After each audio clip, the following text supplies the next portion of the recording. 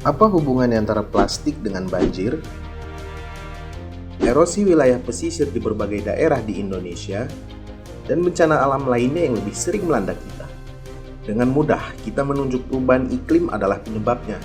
Namun, seringkali kita abai atau bahkan tidak mengetahui apa yang menyebabkan perubahan iklim bisa terjadi. Mungkin sebagian besar dari kita akan terkejut bahwa kontribusi limbah plastik dan industrinya memainkan peran besar terhadap kekacauan bumi tempat kita tinggal ini. Sebelum lanjut, klik tombol like dan share video ini. Jangan lupa untuk subscribe channel Headlines ID TV dan aktifkan lonceng notifikasinya agar kalian gak ketinggalan konten-konten menarik lainnya.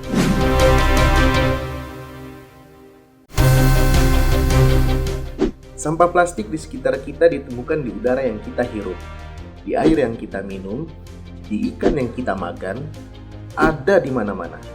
Plastik juga memiliki dampak negatif tidak langsung di seluruh siklus hidupnya.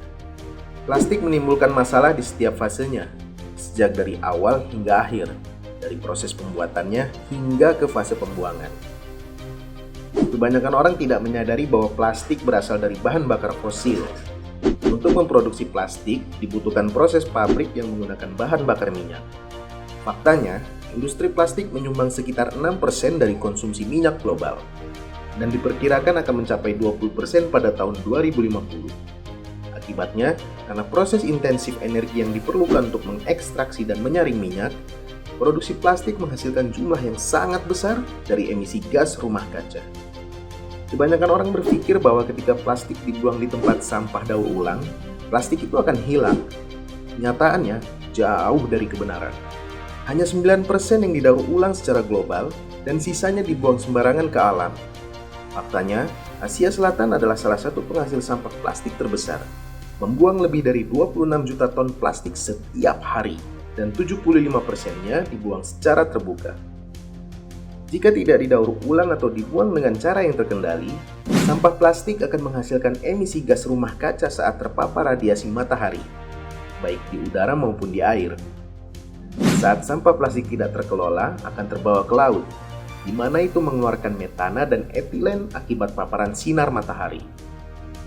Sampah plastik di lautan lebih dari sekedar merusak pemandangan. Plankton merupakan makhluk mikro di lautan yang berguna sebagai penyerap karbon dioksida alami di bumi. Setiap industri yang menghasilkan karbon dioksida akan diserap sebesar 30 hingga 50% oleh plankton melalui aktivitas antropogenik. Sampah plastik di laut bertransformasi menjadi mikroplastik, dan setiap mikroplastik tanpa sengaja akan tertelan oleh plankton.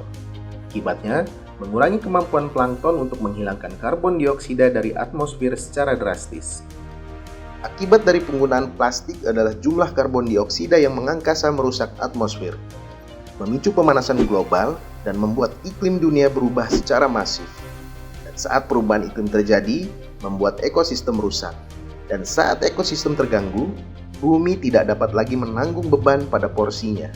Dan pada saat itulah, terjadi kekacauan yang tidak ada solusinya. Bencana alam.